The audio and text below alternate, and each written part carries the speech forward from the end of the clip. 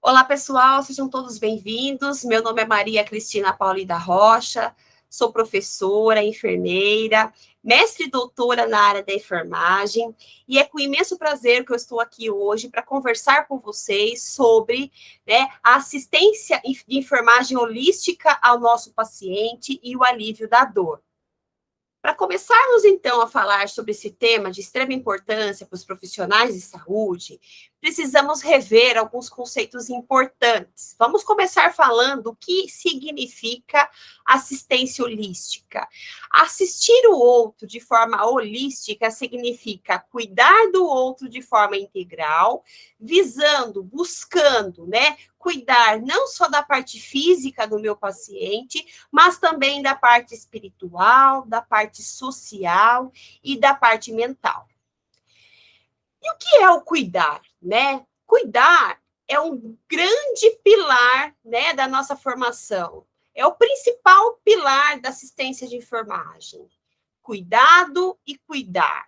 E o que é o cuidado? Cuidado significa cogitar, pensar, colocar atenção, mostrar interesse pelo outro, revelar uma atitude de desvelo e de preocupação. O cuidar é uma arte e é ajudar a viver.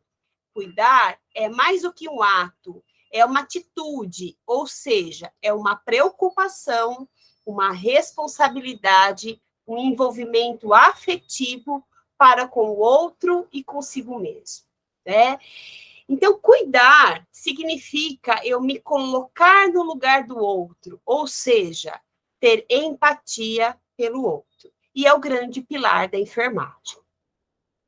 Cuidar e curar jamais devem ser atendidos ou vistos como uma via de dois caminhos, uma via de duas mãos. Eu não posso separar cuidar de um lado e curar do outro. Na verdade, o cuidar e o curar tem que sempre caminharem juntos.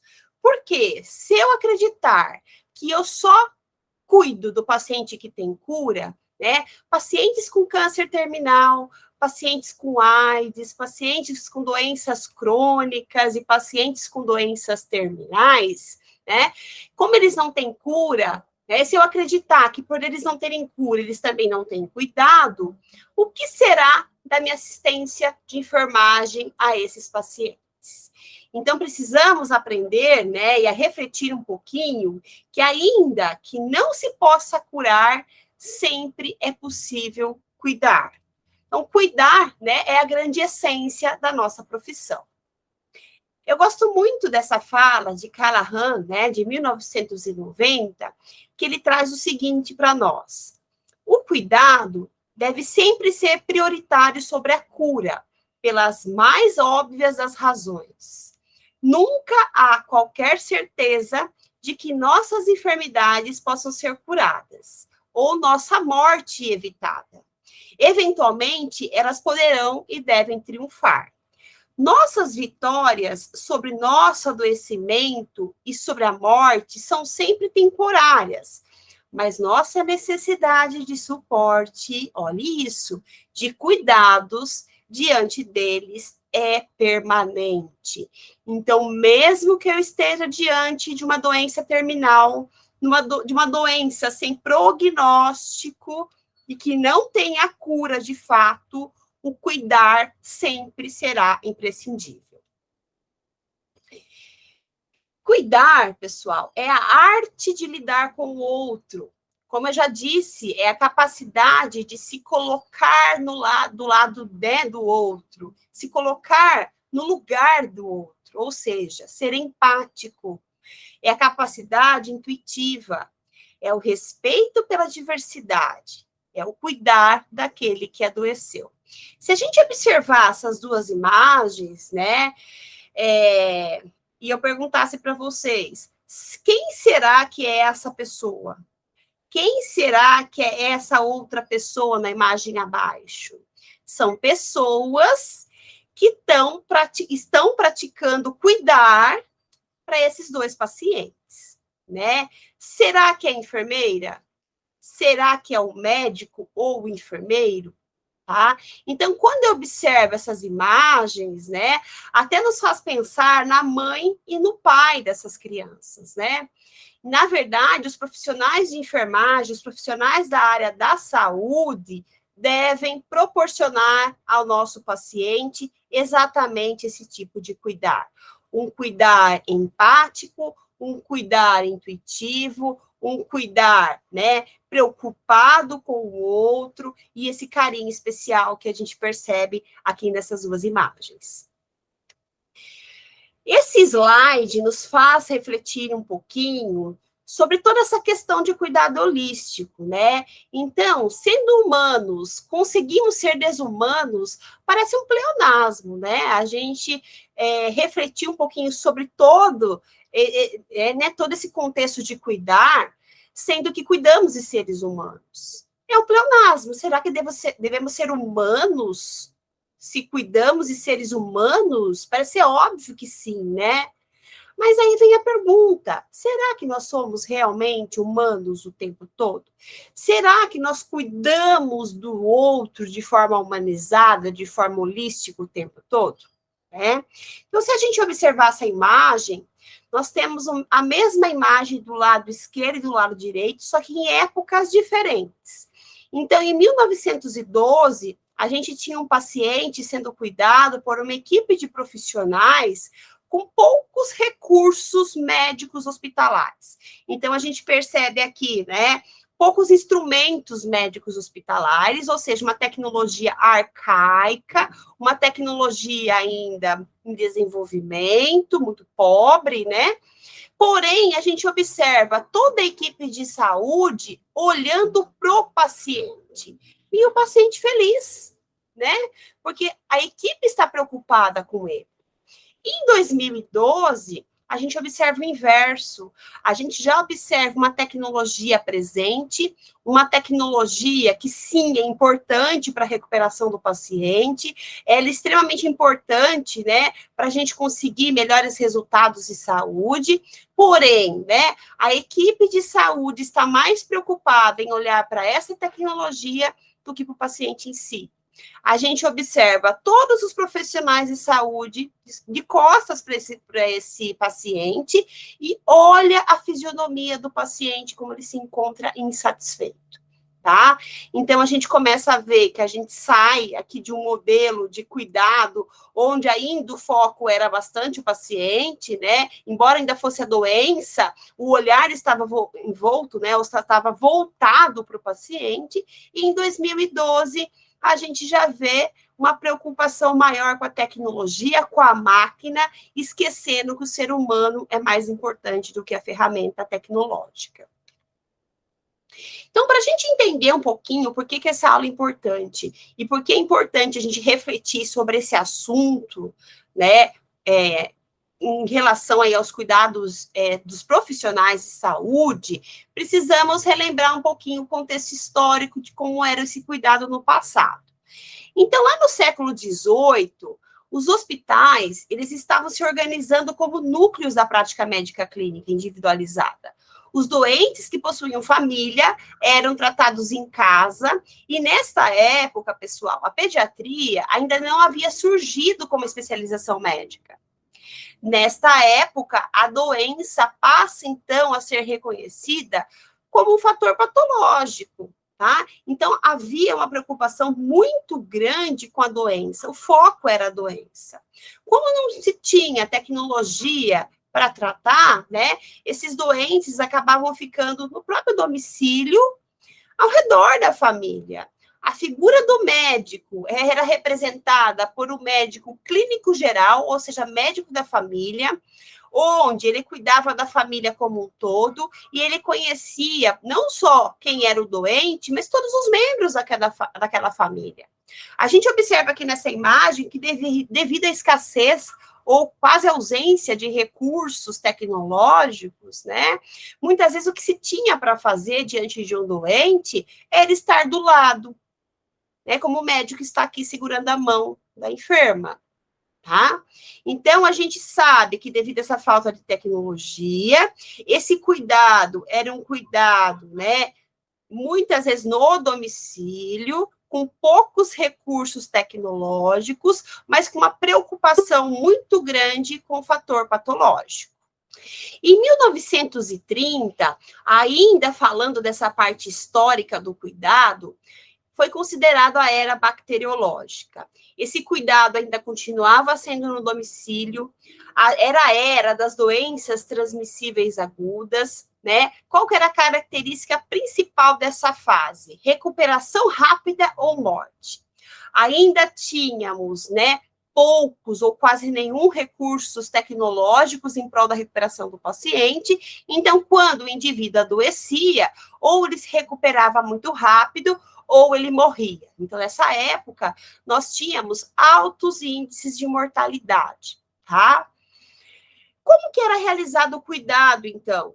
Né? O cuidado era realizado por meio dos fundamentos de Florence, né, da teoria ambiental, ou seja, o ambiente terapêutico, tá? Então, vamos realizar nosso cuidado fornecendo, favorecendo o ambiente, né, característico, um ambiente adequado para o cuidado do nosso paciente.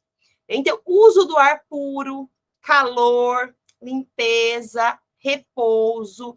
Então, o fundamento do cuidado nesta época era saneamento e condições de higiene.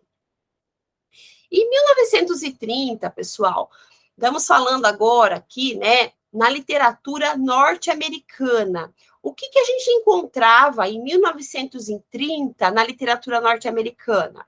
Ainda um modelo muito biomédico de cuidado, né? Porque em 1930 a gente tinha, né, poucos ainda recursos tecnológicos em prol da recuperação do paciente, tá? Isso fazia com que os profissionais de saúde tivessem um medo avassalador de disseminação de doenças, e o que levava a esses pacientes, quando adoeciam, ficar no isolamento extremamente rigoroso, devido ao cuidado com prevenção de transmissão de doenças infecciosas.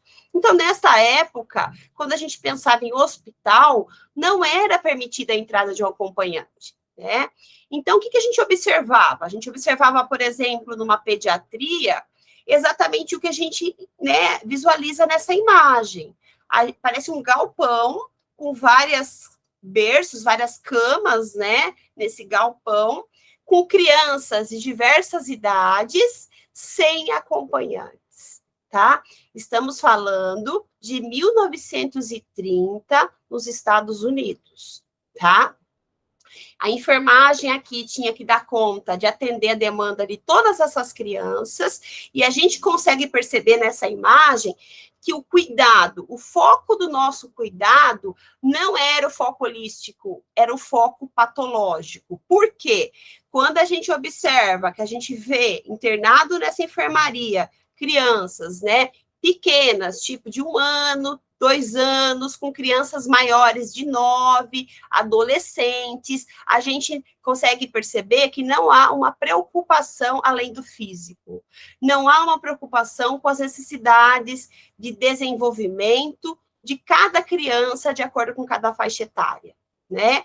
Quando a gente observa as paredes dessa unidade hospitalar, a gente vê que não tem decalques, não tem imagens, não tem desenhos, né? Então, mais uma vez, a preocupação de cuidado nessa época era o cuidado centrado na patologia. Não era um cuidado centrado além do físico. A preocupação não era o emocional, não era o social, não era o espiritual desses nossos pacientes, tá? Então, a gente tinha um modelo de cuidado ainda muito enraizado, né, na patologia, né, no cuidado físico ao nosso paciente. Eu digo aqui em 1930 nos Estados Unidos, pessoal, mas no Brasil, isso continua por muito mais tempo, né? Em 2000, na verdade, em 1999, 1998, né, eu ingressei na graduação, me formei em 2000, tá? Quando eu estava no meu estágio em saúde da criança, o local onde eu fiz estágio era exatamente assim, né? Exatamente essa imagem. A gente tinha criança, né, de meses de vida até adolescentes na mesma enfermaria. Você olhava para a parede, eram paredes brancas, a gente não tinha decalques, e a preocupação era, né, a doença da criança, tá? E não, né, a família da criança que tem uma doença. Então, nosso foco era o fator patológico, tá? Então, isso é muito importante reforçar. Quando a gente se deparava com esses pacientes, né, na cabeceira dos leitos tinha uma plaquinha com o número do leito e o nome da doença. Olhe só como o foco era a doença em si, mais uma vez, tá? Hoje a gente sabe que o que a gente tem nessas placas de cabeceira é o nome do paciente, né? Então a gente percebe que a gente mudou bastante, o nosso cuidado mudou muito do que era anteriormente. Mas lembrando que no Brasil, né, tudo isso demorou muito mais do que, né, fora do país. E em 1893, acredita-se, né, que surgiu aí o primeiro berçário em Paris. E o que a gente observa nessa imagem? Vários bercinhos com bebês, né, hospitalizados, tá? Então, nessa época, quando, né, a mãe ganhava o seu bebê, ela ia para o quarto e o bebê ficava no berçário, tá? A gente está falando aqui em Paris, em 1893, mas em 2000, muito tempo depois, no Brasil, era exatamente isso que a gente tinha ainda, né? Então, as coisas demoraram bastante para avançar, né, a nível nacional. E hoje a gente tem tudo isso modificado, graças a Deus. Mas só para vocês entenderem como, né, essa questão do cuidado baseado aí, focado na patologia, na doença em si, foi muito forte nessa época, e por isso que muitas vezes a gente ainda, né, vê ainda muitos profissionais, né, atuando de forma, né, com cuidado baseado no patológico e não no cuidado holístico ainda. Tá? Voltando um pouquinho, né? No Brasil, em 1998, 1999, eu também estava em meu estágio na área de pediatria e neonatologia, e no Brasil, nessa época, a gente ainda não tinha alojamento conjunto. Então, a mãe ficava no quarto e os bebês no berçário. E eu lembro que a gente pegava uma maca, né? Tinha um horário do aleitamento materno, então a gente pegava uma maca, eu era aluna de enfermagem, do curso de enfermagem, a gente enrolava os bebês ficavam enfaixadinhos, né? Parecido com múmia, eu brinco que parecia com múmia. E aí a gente colocava, né, 4, 5, 6 bebês deitadinhos nessa maca, um com a cabecinha virado para lá, um para cá, um para lá e um para cá. E nós íamos pelo corredor da maternidade entregando cada bebê para sua mãe, porque era o horário da amamentação. Então, imaginem, né? Olha qual era a nossa preocupação, né? Horário do aleitamento materno, cada bebê com a sua mãe, e ele tinha que mamar no horário que a gente estipulava. Esses bebês permaneciam com essas mães por volta de uma hora e pouquinho, e aí a gente passava recolhendo todos os bebês e levando eles para o berçário de novo. Vocês já pararam aí para pensar o que acontecia, né? Era um tal de a gente, né, ouvir bebê chorando, por quê? Né? Vocês acham que todos os bebês mamaram? Então, a gente não respeitava nessa época, por falta de conhecimento, né? Nem, né, a questão de vínculo afetivo, proporcionar aleitamento materno exclusivo, não. Os bebês que começavam a chorar fora do horário, eles recebiam os leites artificiais. Então, graças a Deus, né, essa forma de cuidar se modificou bastante em relação aos dias de hoje. Tá? Em 1959, graças a Deus, começou aí a mudar algumas coisas, tá? Por quê? Surgiu o relatório Platt lá na Inglaterra. O que o relatório Platt traz para a gente? Então, profissionais da área da saúde começaram a perceber que a forma de cuidado que a gente tinha estava muito arcaica, estava muito desatualizada e a gente precisava melhorar a forma de cuidar. Então, a gente começa a perceber aqui em 1959, lembrando, hein, na Inglaterra, que profissionais começam a perceber que aquele modelo de biomédico de cuidado não contempla todas as necessidades do nosso paciente. Que as necessidades não são só físicas, elas também são espirituais, elas também são sociais, elas também são psicológicas, né? Então, o relatório Platt, ela começa a trazer, na verdade, uma preocupação com a humanização, né? Uma preocupação com cuidado além do físico. Então, o que ela traz, né?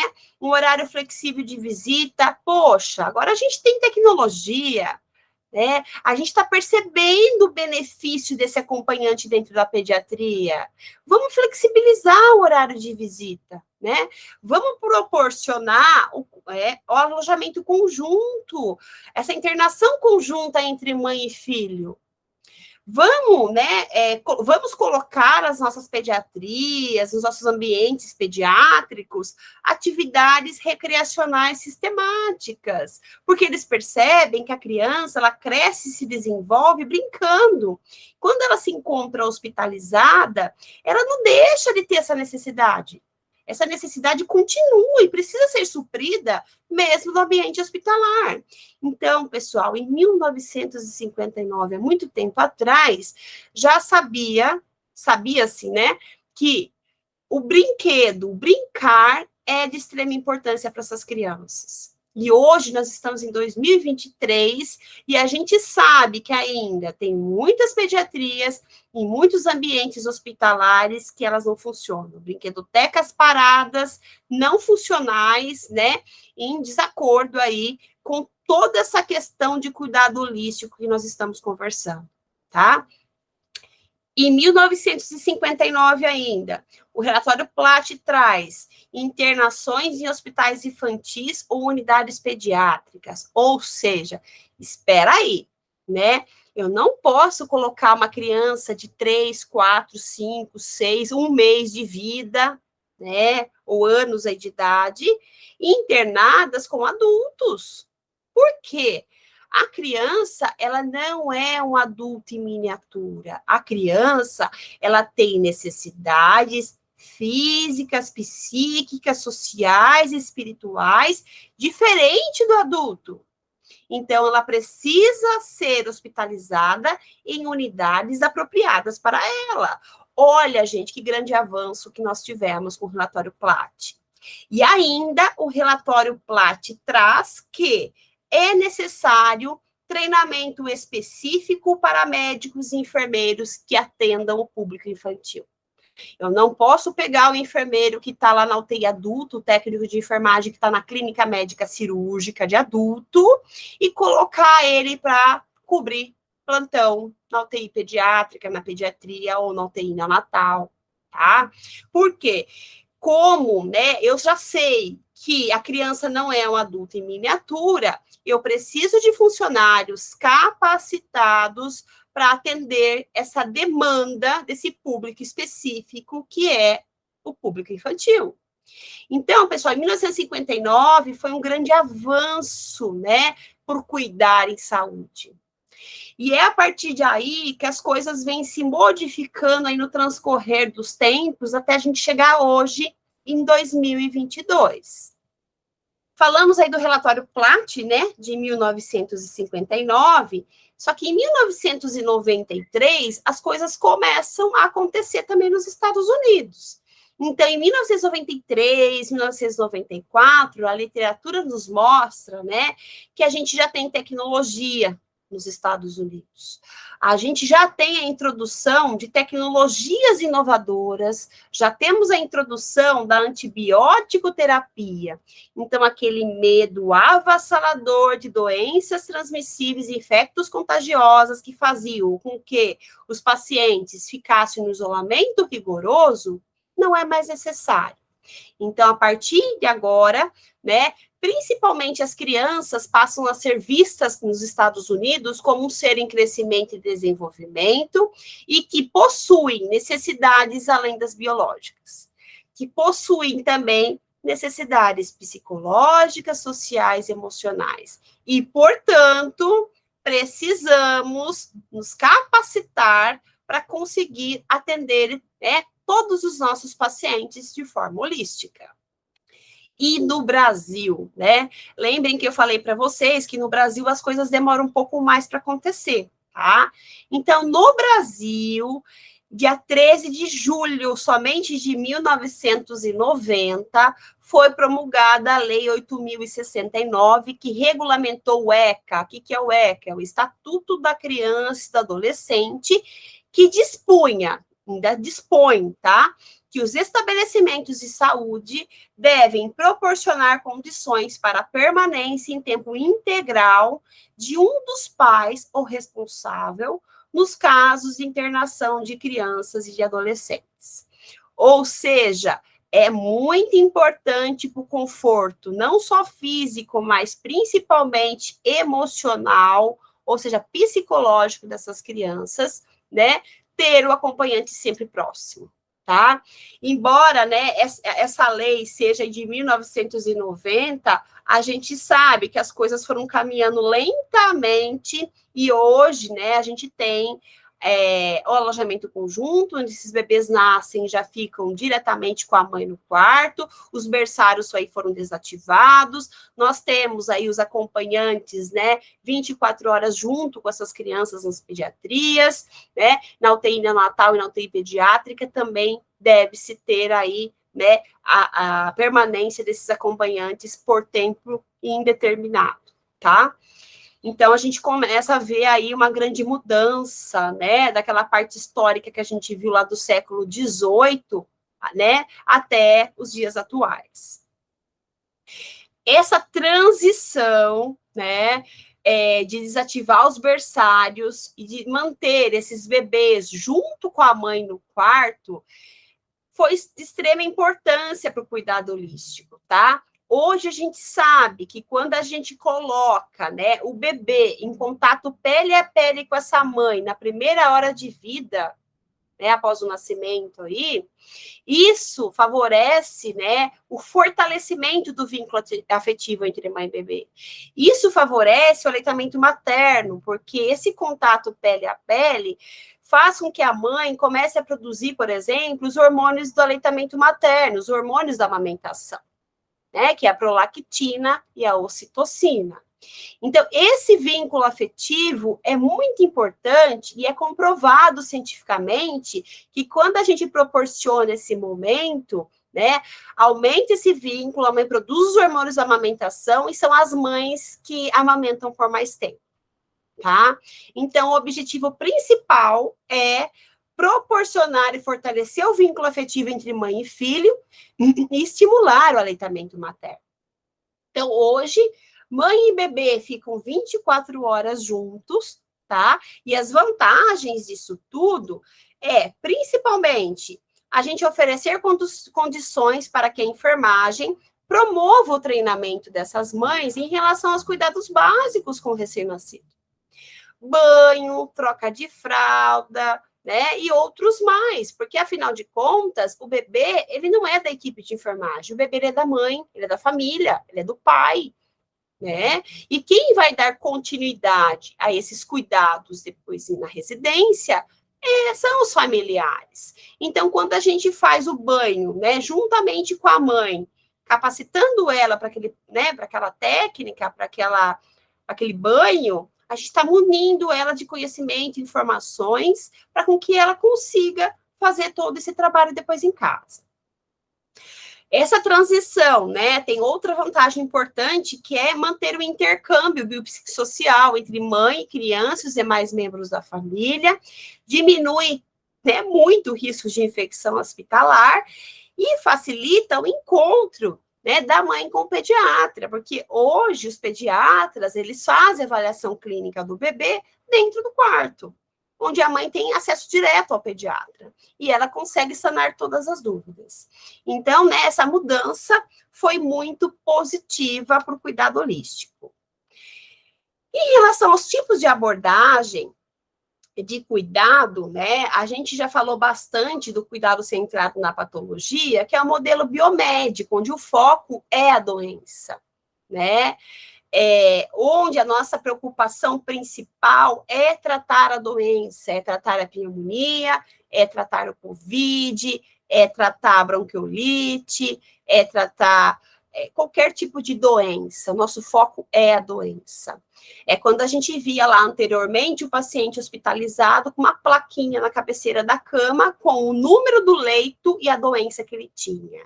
É quando a gente atendia o telefone, né, e o cirurgião falava assim, como que está o paciente do leito 10?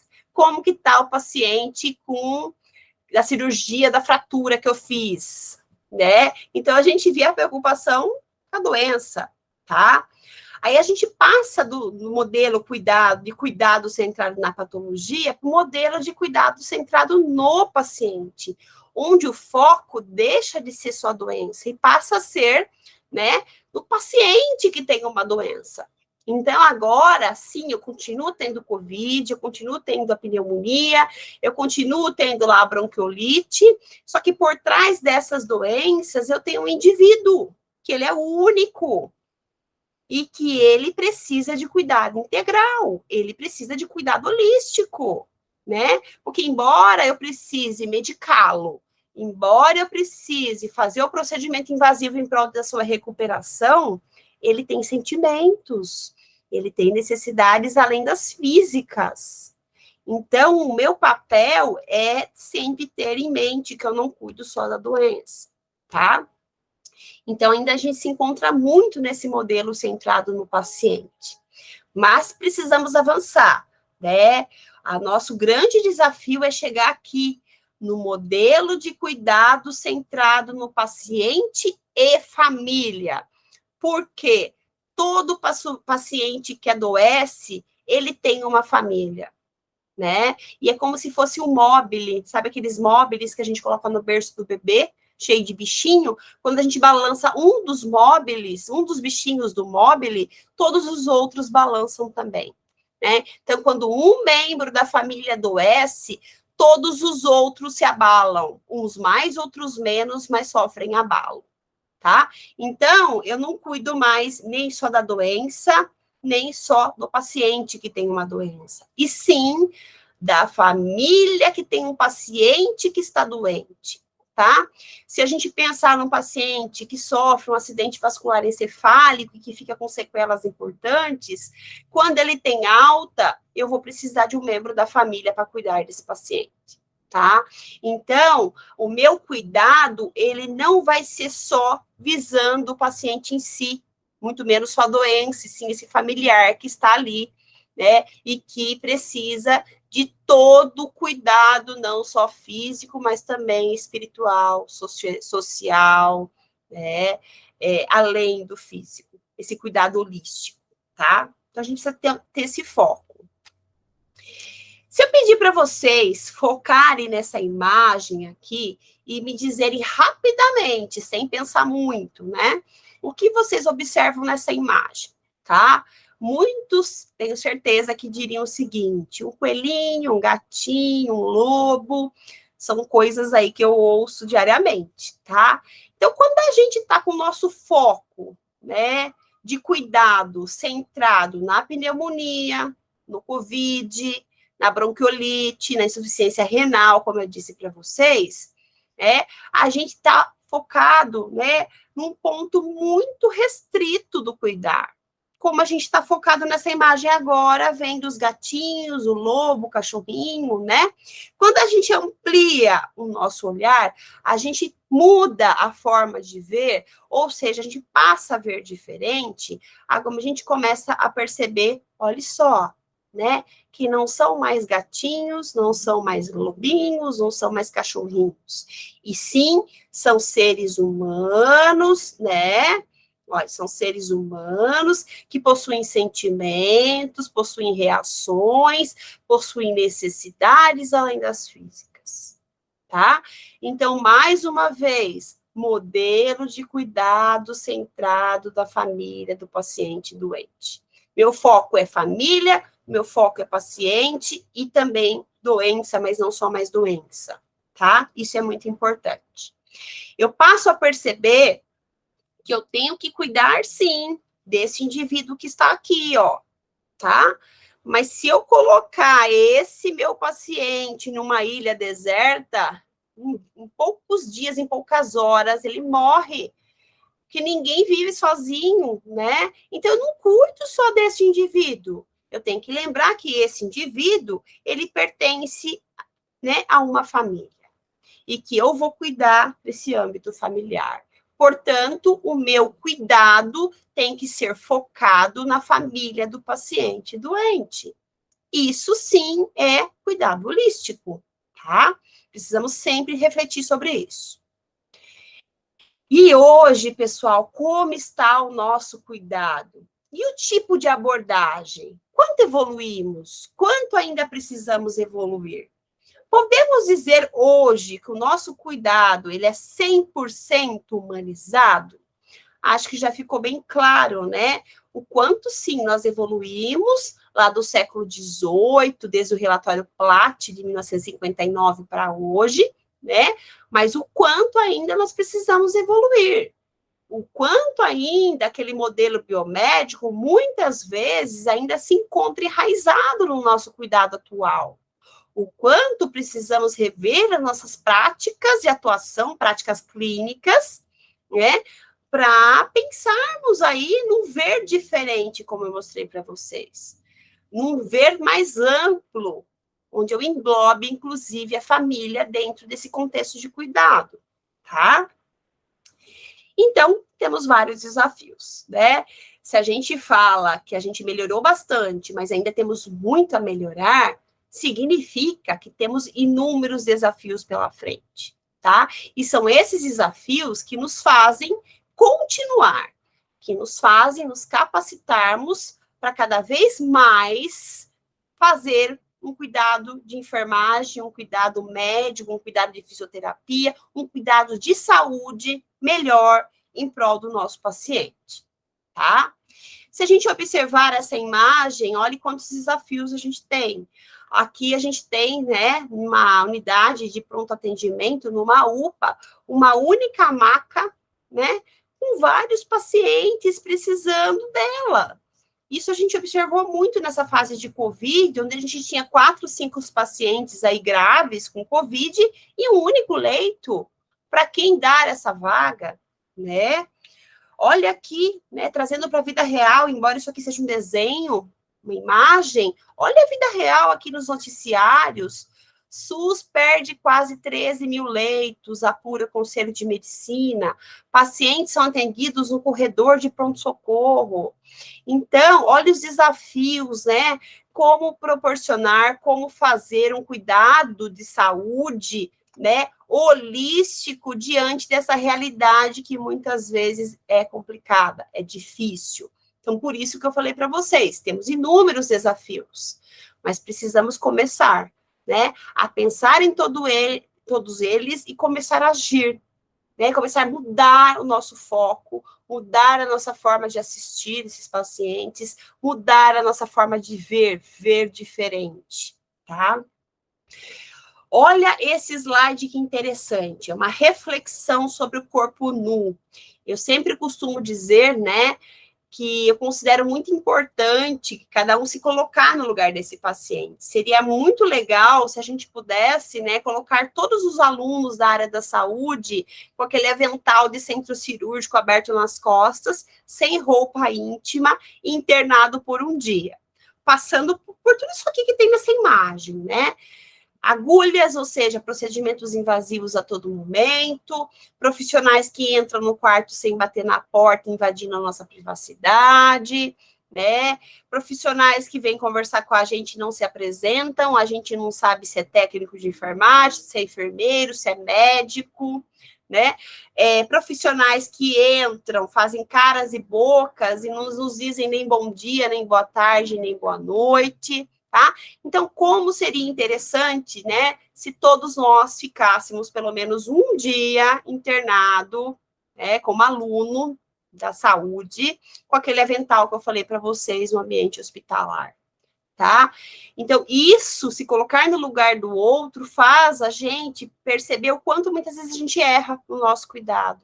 O quanto muitas vezes precisamos melhorar a nossa prática profissional. Pensando no outro, ou seja, colocando-se no lugar do outro, né? E fazendo, realizando um cuidado holístico.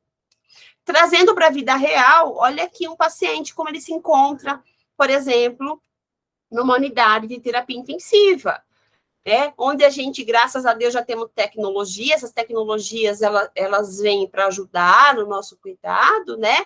Mas o quanto muitas vezes esse corpo, que acaba ficando nu por conta da necessidade de tratamento, né? Se sente mal, se sente inseguro, quanto muitas vezes os profissionais estão mais preocupados com a máquina, com a tecnologia, como a gente viu naquela imagem lá no início de 1912, né? Lembram?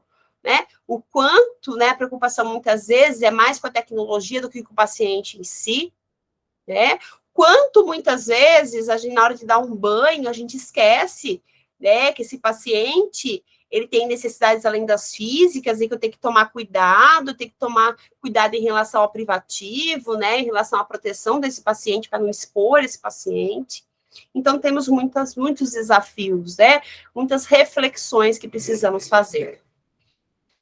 Olha aqui, né, a mesma imagem do mesmo paciente com a mesma patologia em dois contextos diferentes. Aqui, esse paciente, né, que não tem mais prognóstico, que tem uma doença terminal, que muitas vezes não tem mais cura, está em casa, está sendo cuidado em casa, ao redor da família, né? Onde, né, ele acaba recebendo aquele cuidado além do físico, além da doença. Se eu tenho uma doença que não tem mais cura, não tem mais prognóstico, lembrem, né?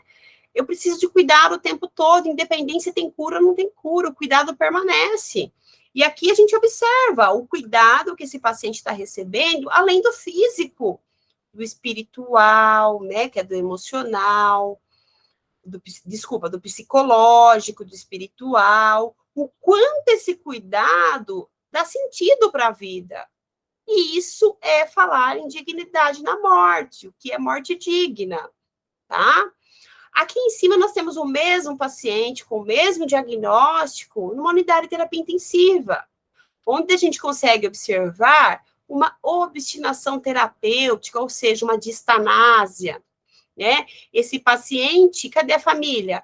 Cadê o atendimento das necessidades além das físicas? Porque a física a gente percebe que está sendo atendida, de certa forma, né? O foco é curar. Nessa imagem, a gente observa que o foco é curar sempre. A gente olha aqui o paciente entubado, monitorizado, oxímetro de pulso, sonda vesical de demora, punção venosa periférica, catéter venoso central, sonda para dieta, né? Então, a gente observa obstinação terapêutica. Vamos tentar curar sempre. Gente, quando não tem cura, a gente precisa continuar cuidando, e o cuidado não é só físico. Cadê aqui o cuidado espiritual? Cadê aqui o cuidado emocional? Né? A gente, inclusive, coloca restrição de visita, quando a família deveria estar próxima 24 horas. Então, precisamos refletir a nossa forma de cuidar sempre. Então, o que é humanização, né? Humanização, gente, né? Eu tenho certeza que todo mundo sabe, mas a gente precisa colocar em prática. Humanização é saber ouvir o outro, ter empatia pelo outro, ou seja, se colocar no lugar do outro, ser solidário com o outro, valorizar o aspecto humano, utilizar, gente, palavrinhas mágicas como bom dia, obrigada, posso ajudar, coisas que a gente esquece e não faz, se apresentar, né? Bom dia, meu nome é Maria Cristina, sou enfermeira, estou responsável hoje pela unidade. Qualquer coisa pode me chamar, né? Isso faz uma grande diferença no nosso cuidado. Usar tom de voz adequado, controlar ruído, iluminação, chamar o paciente pelo nome. O paciente, ele tem nome, ele é uma pessoa que tem necessidades, que a gente já viu, né? Ele não é paizinho, ele não é mãezinha, ele não é vozinha, ele não é senhorzinho, ele não é criancinha, né? Ele tem nome, chame o paciente pelo nome. Olhe no rosto, olho no olho, faça uma comunicação eficaz. A comunicação, 98% dela é não verbal, tá? Fique atento. Acolha a família e, né, para terminar, insira a família como parte do cuidado, tá? Lembre, o paciente não é nosso, o paciente é do familiar, nós estamos ali como uma ponte, um elo de cuidado, tá? E precisamos facilitar e lembrar que a família faz parte de todo esse cuidado, tá? Nós vimos lá anteriormente como era o cuidado quando a gente não tinha essa tecnologia, né? Que era um cuidado com medo enorme de doenças transmissíveis, que havia um isolamento muito rigoroso, muitos pacientes morriam, então tinha altas taxas de mortalidade, né? Hoje, com a tecnologia, o cuidado, né? Não posso dizer que o cuidado melhorou, né? Mas a recuperação de muitos pacientes melhoraram. Agora a gente precisa trabalhar com essa tecnologia junto com o nosso cuidado, um cuidado holístico, tá? O grande problema é quando a gente não usa essa tecnologia de forma eficaz, tá? Então, o que significa isso? É a gente usar essa tecnologia promovendo um cuidado tecnicista, um cuidado robotizado, onde a gente está preocupado com o monitor multiparâmetros, a gente está preocupado, né, com o aparelho, com o ventilador mecânico, com a bomba de infusão. E, por último, a gente olha para o paciente. Então, quantas vezes, né, a gente olha para o monitor, o paciente está apresentando uma queda de saturação importante, a 28% de saturação, a gente se apavora, até que depois de um tempo, a gente resolve olhar para o paciente e ver que o paciente está corado, super bem, né? Ou seja, né, o oxímetro está desconectado do dedo do paciente, tá? Então, o que a gente observa nesse relato? Que a minha preocupação é com a máquina, né? Enquanto minha preocupação primordial deveria ser com o meu paciente, tá? E aí, se a nossa preocupação maior continuar sendo com a tecnologia, vai chegar um ponto que a gente vai chegar nisso aqui, ó, que eu estou mostrando para vocês. A gente tem um paciente moribundo, né? Olha lá, fase terminal de vida, num ambiente onde a gente não vê o familiar segurando a mão dele, onde as outras necessidades, além das físicas que a gente falou até agora, ninguém lembra delas. Aí a gente coloca uma mão mecânica para segurar a mão desse paciente. Olha que grande absurdo, né? A gente hoje não coloca uma mão mecânica, mas quantos pacientes estão morrendo nas UTIs sem o amparo da família, porque a gente coloca horário de visita restrito, tá? Então, isso é muito preocupante. E será que chegaremos a esse ponto um dia? Olha que ponto chegamos aqui, né? De ter uma máquina para auxiliar o paciente nas necessidades humanas básicas, porque a gente não permite o familiar entrar. Não permite, né, com que as outras necessidades além das físicas, sejam atendidas, tá? A tecnologia existe, né? Isso é, e graças a Deus, ela existe, como eu já disse. Olha aqui, mas ela está aqui, tá? O problema é como está o nosso cuidado. A gente consegue, né, proporcionar aos nossos pacientes um cuidado holístico usando toda essa tecnologia? Estamos diminuindo mortalidade com essa tecnologia, mas como está a qualidade de vida dos nossos pacientes? É isso que a gente precisa pensar um pouquinho, né?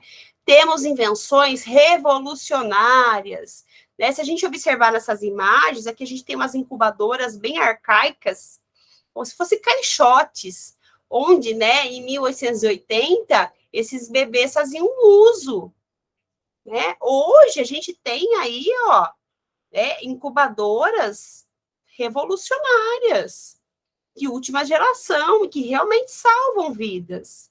Mas, embora a gente tenha essa tecnologia, a gente ainda falha no cuidado, porque muitas vezes os nossos profissionais estão dessa forma, né? Como eu vou proporcionar para o meu paciente um cuidado holístico se eu não estou bem comigo mesmo?